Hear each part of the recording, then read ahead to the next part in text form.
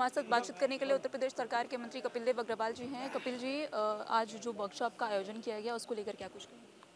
आज ये वर्कशॉप हमारी व्यवसाय शिक्षा कौशल विकास विभाग की है, जिसमें हमने कैपेसिटी बिल्डिंग वर्कशॉप यानी काम करने की क्षमता कैसे बढ़े, जो हमारे टीपीज हैं, ट्रेनिंग पार्टनर्स हैं, हमारे अन्य असेसमेंट बॉडीज़ हैं, उन सब का, हमारे एमएस मैनेजर हैं, हमारे अधिकारी हैं, हमारे प्रिंसिपल्स हैं, हमारे जेडीज़ हैं, वो और अधिक ऊर्जा के साथ काम करें।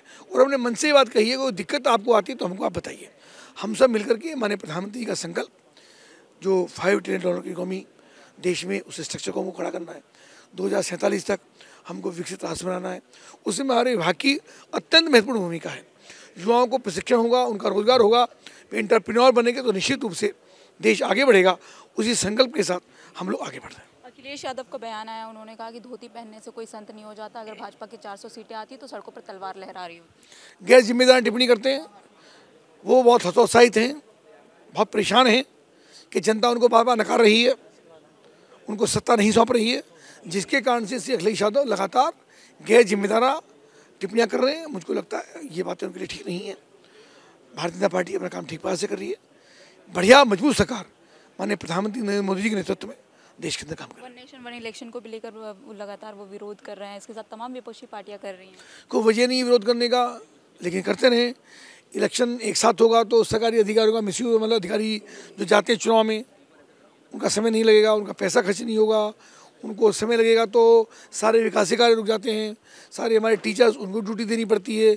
इतनी सारी बसेस, इतने निर्वाचन अधिकारी, इतने लोग, ऐसा मिला करके 2-2 महीने तक पूरी व्यवस्था हैंग हो जाती है।